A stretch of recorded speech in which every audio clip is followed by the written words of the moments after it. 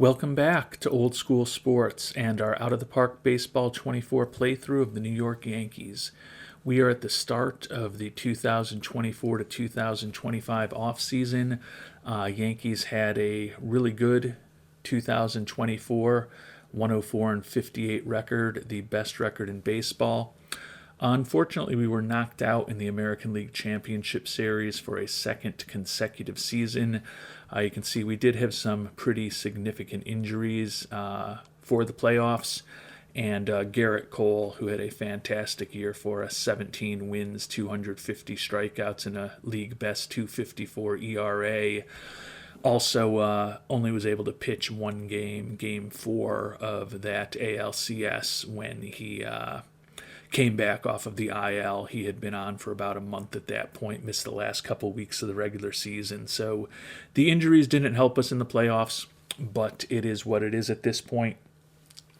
As the offseason begins, we're also in a bit of an interesting situation because our scout just retired. So we've got to offer out for a new scout, and you can see we've also let a lot of positions open up throughout our organization to hopefully bring on some more talented coaches, but certainly not optimal to be heading into the offseason and potential free agency with low scouting accuracy on everybody.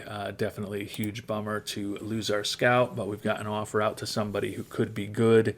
But clearly heading into free agency, getting close to having to make some decisions on international amateur free agents. Not an optimal situation that we don't have our scout, but it is what it is at this point. And we've decided to make offers to most of our arbitration eligible players. The only two where we're not, Jake Rogers, backup catcher, spent the whole year in AAA for us, looking for about $2.5 million. Just don't think that makes sense for a guy that isn't all that great a hitter and is going to be 30 years old soon. Think that between Amaya, who was our backup catcher last year, and Fernandez, who still has 2 option years in AAA, that we should be able to piece together the backup catcher position. And then Clark Schmidt is a more interesting one that we're going to move on from. He's recovering from that ruptured UCL. Certainly, at least according to the OSA ratings, he looks like a very average-ish major league pitcher at this point. He'll be 29 before the season starts, barely going to be ready for the start of the season. And he's looking for around $2.5 million a year in arbitration. We tried to trade both of these players, and basically the only market out there for them is old players with horrible contracts, which makes me think that there's not a ton of value in either of them. So we are going to likely be moving on from both of those guys. You can see, though, making offers to Cortez, Abreu, Mantiply, Marinaccio, Phillips, and King for the pitching staff. Starting catcher Jose Trevino, and utility infielder Nick Maton likely to be back with us. Also have a few pending free agents. Dominic Smith, who we picked up during the season, hit okay, didn't play all that often for us. We declined Anthony Rizzo's option, which was a good decision. He was due to make $17 million next year. It looks like he's willing to potentially sign for about half of that amount, about $8.5 million a year. But I'm willing to let him hit the open market at this point. He was a below average hitter in terms of his OPS plus and his WRC plus last year. And given that he's on the wrong side of 35 and he's not all that great defensively, there's a chance that we'll look for a reunion with him if he's still available a few months out, because we definitely do have an opening at first base. But I don't feel like we need to make a commitment to him right now. Would love to bring back the left-handed reliever Jalen Beeks, but he said he doesn't get along with Aaron Boone, so he won't re-sign.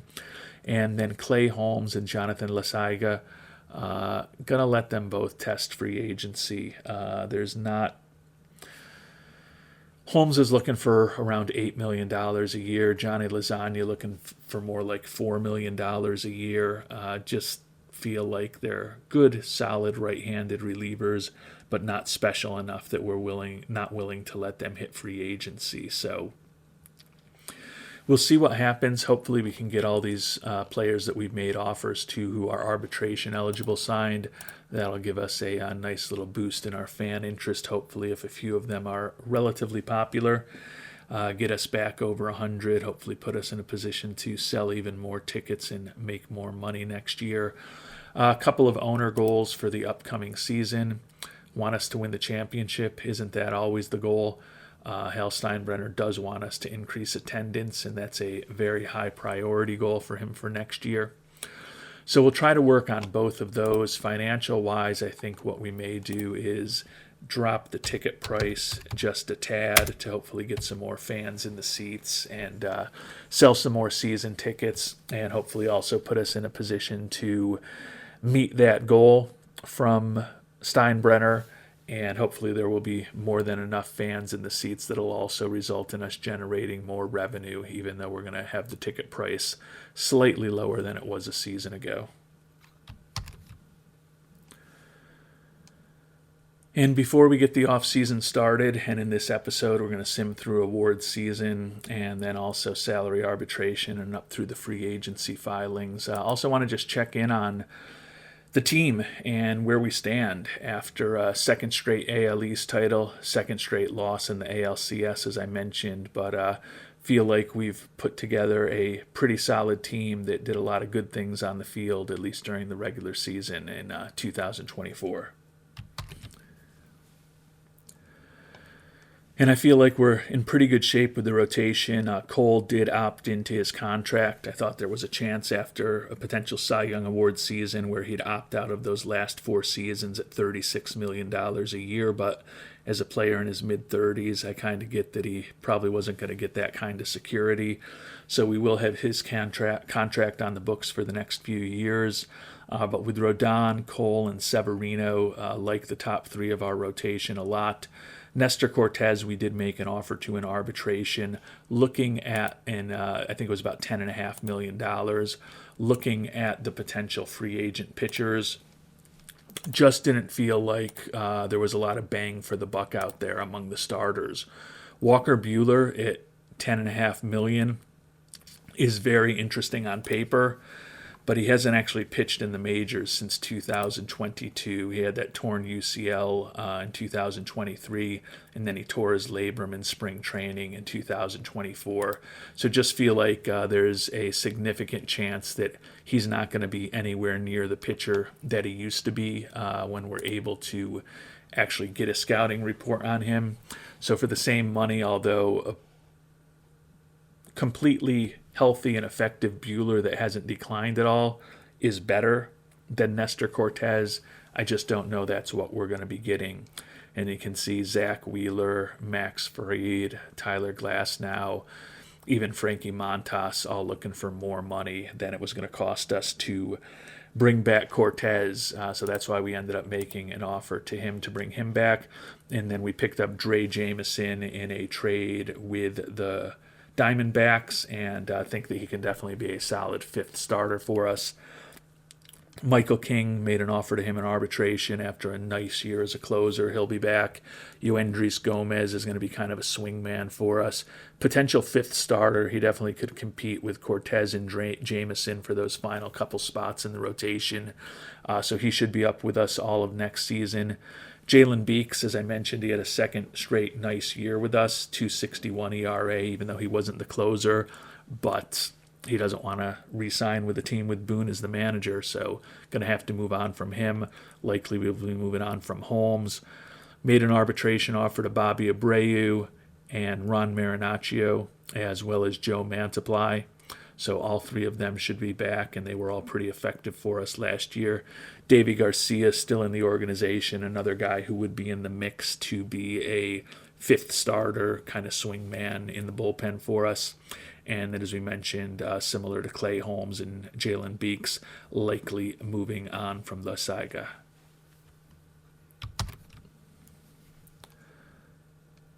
Turning to the everyday players, Jose Trevino will be back as starting catcher. We made an arbitration offer to him. It's going to be for big money, close to the $10.9 million he was looking for if he signs with us. Love the glove, love the captain personality, And if he hits anywhere near 272, he's an incredibly valuable player for us. You can see he put up a 3.3 WAR last year. So he will be back, and Maya will be competing, as we mentioned, with Fernandez to be the backup catcher. Like his defense, but not much of a bat. Andres Chaparro came up towards the end of the year. I don't think he is the answer as a replacement for Anthony Rizzo. But certainly could be in the mix to make the team next year. Rizzo, as we talked about, we declined the option from him, let him hit free agency, did hit 225 with 28 homers, but was barely above average or barely above replacement level in terms of his WAR last year. Dominic Smith played a lot better for us than he did for Cleveland, but willing to let him hit free agency as well. Oswaldo Cabrera did a good job for us, 290 average, 15 homers, and 331 at-bats. Guy who can play all over the infield in both of the corner outfield positions, still making the major league minimum next year, so he'll be back in an important utility role for us where hopefully we can get him 350, 400 at-bats next year. Volpe, his first full season in the majors, 246 average, 16 homers. Still think he can do more offensively than he proved this past season, particularly looking at those ratings, particularly if there's still some development to come. Again, our accuracy is low because we don't have a scout right now, but think he did a fine job for us at second base last year. Nick Maton hit 288 and 118 at-bats as a utility infielder. He's arbitration eligible. We'll look to bring him back. And then Trey Sweeney played third base for us this year as a rookie. 248 average, 24 homers.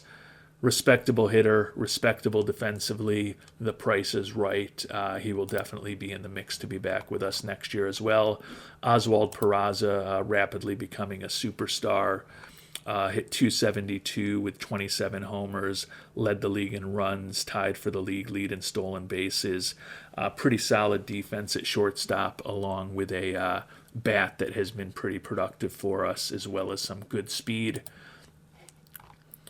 Moving to the outfielders, James Outman brought him and Cody Bellinger on board to compete for the center field spot.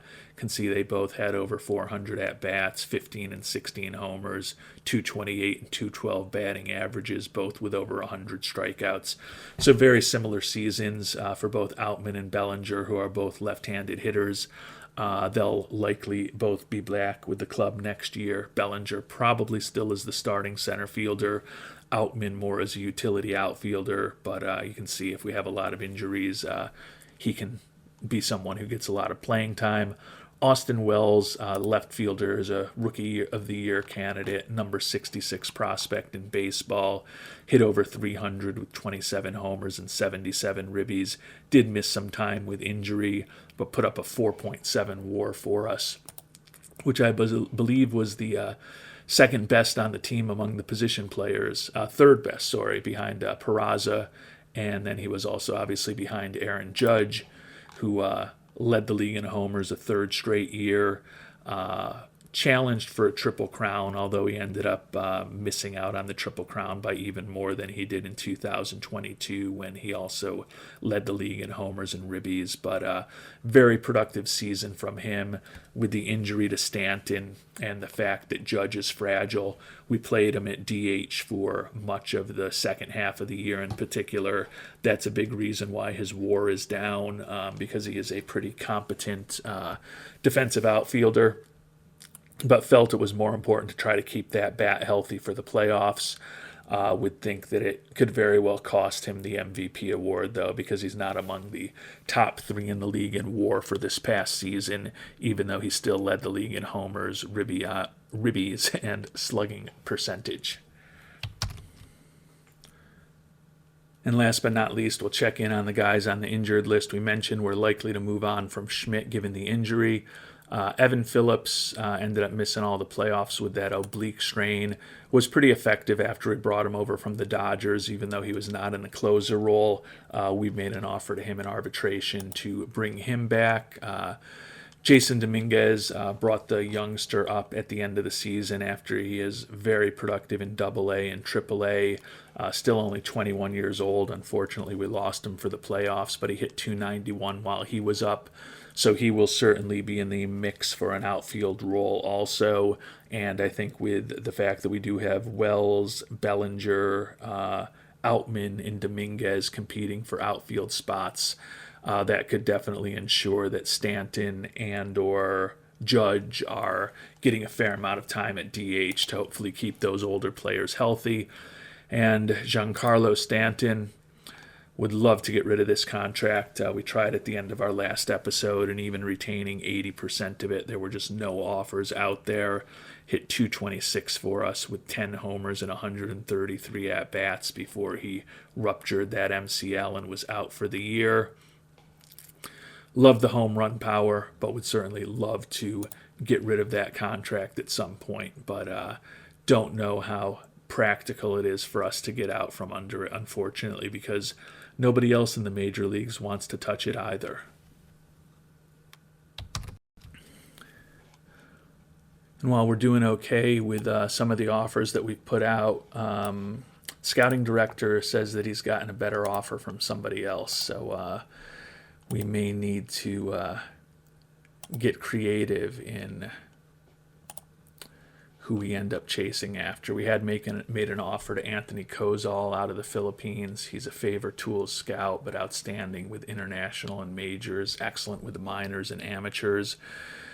There is also Archie Vasquez, a highly favored tools scout who's excellent with everything. I think given that Kozol is playing hard to get, we'll move over to the highly favored tools guy, even though he's only excellent rather than outstanding, particularly with international, which we care about. But we'd just like to get somebody on board as soon as possible. Want to try to save some money if at all possible too, but we'll offer him $700,000 a year for 5 years and see if we can get Archie Vasquez in as our scout and start getting to relearn the entire league. And we're also about a week away from the beginning of award season. I would think Trevino is going to be a very good competitor for the Gold Glove Award. Reliever of the year, I think King should get some attention. Certainly would expect Judge to be a Silver Slugger. As we've talked about, I think Austin Wells should be in the mix for Rookie of the Year. Off a 104-win season, I'm sure Boone will receive some Manager of the Year votes. I think that Garrett Cole is a very strong contender for the Cy Young Award. And although Aaron Judge is undoubtedly going to receive some votes for MVP, I don't think he's going to end up winning a third consecutive MVP. I think most likely the great young Baltimore catcher Adley Rutschman, who won a batting title while also playing some pretty good defense with some pop in his bat for the Orioles this year. I think he will likely be the 2024 American League MVP, but we'll find all of that out over the next couple of weeks. And although we still don't have a scout, we've started getting some of our arbitration-eligible players as well as some of our minor league free agents signed. Evan Phillips, Ron Marinaccio, and Michael King all signed. You can see a bunch of minor leaguers as well. Joe Mantiply and Nestor Cortez also will be back. Brian Abreu, Jose Trevino, Nick Matan. So I think that's the crew. Clark Schmidt and Jake Rogers were the last two left, and we are going to not offer either of them. So we got a nice boost in fan interest up to 99 from signing those guys from 95, so that certainly helped on the margins. Unfortunately, as I mentioned, we still don't have a scout, waiting to hear back for the offer we made there, waiting on a pitching coach in AA as well, but we have filled all of the other empty spots in our organization. So hopefully we will have a scout soon, because it would certainly be nice as free agency is about to begin to have, a team that could let us know which players are good and which players are not. And Archie Vasquez is on board. So good news, we have a scout. Bad news with the way that OOTP works is that his accuracy for everyone on our organization is only average now. And even when we are looking out at upcoming free agents, you can see his accuracy is average or low across the board with most of those players. So we've lost a lot of institutional knowledge, unfortunately, with the retirement of our last scout. Kind of a quirky aspect of the game. It is what it is, just got to live with it. But hopefully we can start scouting some of these potential free agents and figure out if there's anyone who might be able to help our team. And as expected, did kick things off with a Gold Glove and Award season. Jose Trevino, second in a row for the Yankees.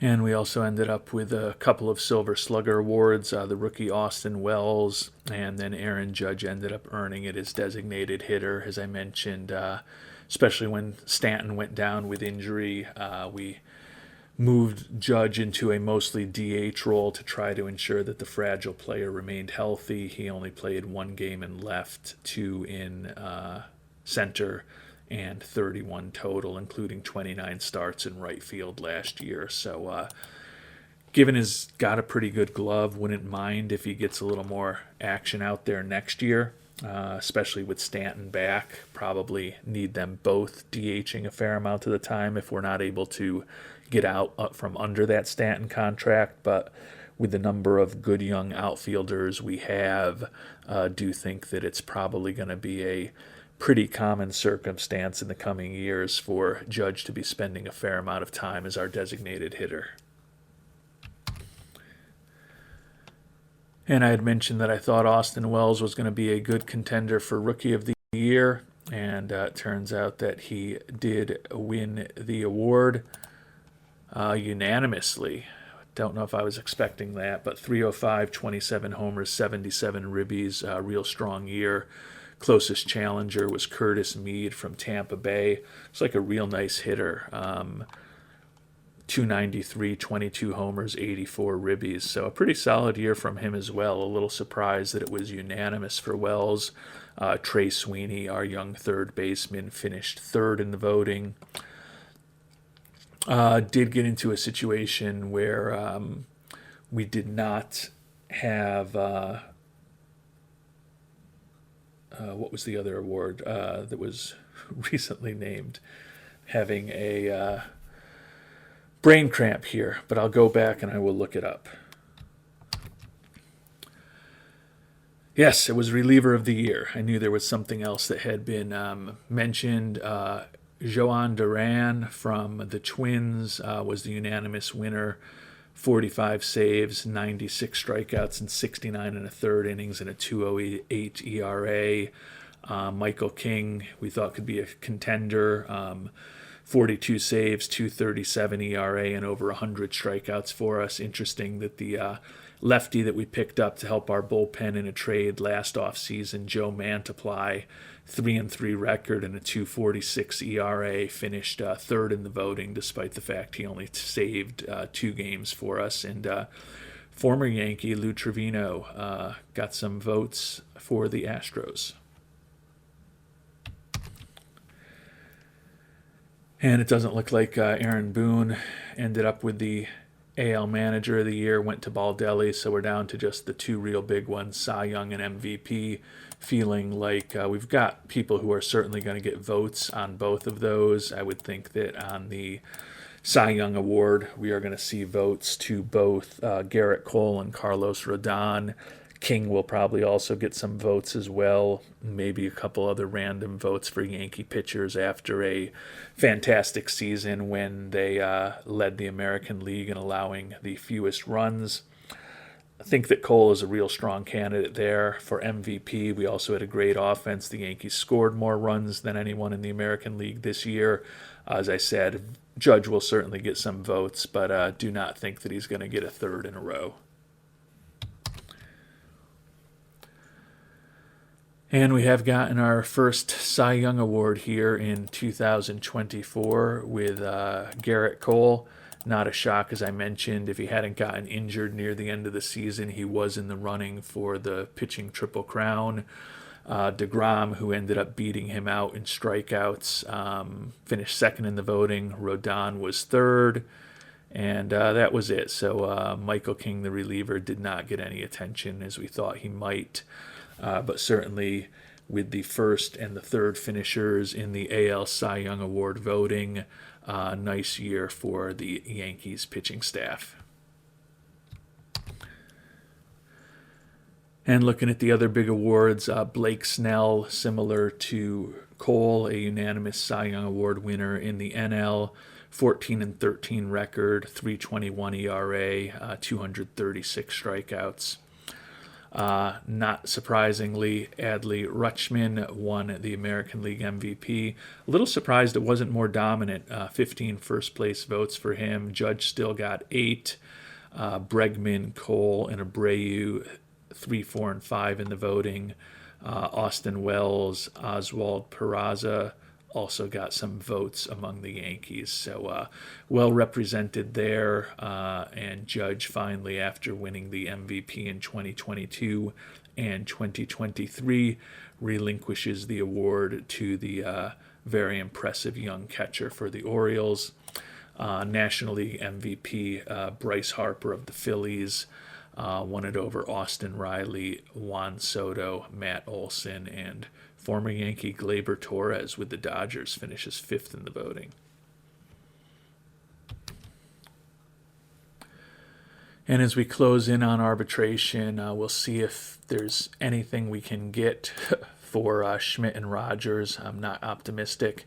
And then we'll also shop Giancarlo Stanton one final time before we get to free agency. Not that there's going to be a ton out there, but at least see what the market looks like. Clark Schmidt, similar to before, as I mentioned, I hadn't shown you this, but a lot of older players who are not particularly good with big money on their contracts are kind of the options for Clark Schmidt. So I think we would rather just let him head off into free agency.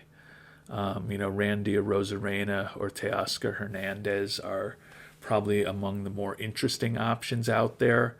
But quite honestly, we've got such a good outfield right now with Stanton, Bellinger, and Judge, supplemented by Wells and Dominguez and Outman. Just don't know that that's an area where we need to put a lot more money right now. Nathaniel Lowe, particularly with the potential loss of Rizzo, is interesting at first base, I guess, but not somebody we want to be spending $15, $20, $25 million a year on. And you can see the list for Jake Rogers is also very similar, very highly paid and not necessarily extremely productive players. So we're going to let both of those guys hit free agency. Unfortunately, we can't do anything with them, but we'll at least save a little bit of money by not bringing them back right now. Certainly in the case of Schmidt, if he's lingering out on the free agent market, might take a flyer on him when we get closer to the beginning of the season. Maybe we'll know a little bit more about him as far as his health, but right now don't feel a need to chase after him. I'm guessing since not too much has changed in the offers for those two, that there's still not going to be a lot out there for Giancarlo Stanton. 80% of his salary we are willing to keep, and nobody offers a single player in return. If we bump it up to 90%, nothing. Amazing. That's kind of ridiculous, actually, that even at 95% we don't get a single offer for him. I know we're on the most difficult trade setting, so I get that, but if a team could bring him on for less than $1 million a year for the next several seasons, despite his injury issues, there would certainly be some value there with his incredible home run hitting power as well as his good eye. So a little bit unrealistic, but it is what it is. That's what I get for the most difficult trade setting. And we've made it to free agency. You can see the list of the top players available. Walker Buehler among them. We do now have very high scouting accuracy on him, and he doesn't look horrible at this point. A little scary that he hasn't pitched in the majors for 2 full seasons at this point. Paul Goldschmidt would certainly be an interesting option at first base, but going to be pretty expensive. Now, with the fact that we did move on from Anthony Rizzo, and we also got some arbitration eligible players signed to slightly more reasonable deals than they were looking for. And then we also moved on from the likes of Schmidt and Clay Holmes and Jonathan Laziga and Dominic Smith. We've got some money to spend. You can see $26 million. But keep in mind that we did also cut our scouting and development budgets not that long ago. We're a little bit over where we need to be in terms of slots for the draft, so we can cut that back a bit. But we'll have some money to play with this offseason. Highlighted the top free agents, but now we can see who they actually are. Pretty interesting crew out there. Rizzo's still looking for about the same amount of money that we thought he was looking for, about $9 million. That could be a potential reunion since we need a first baseman.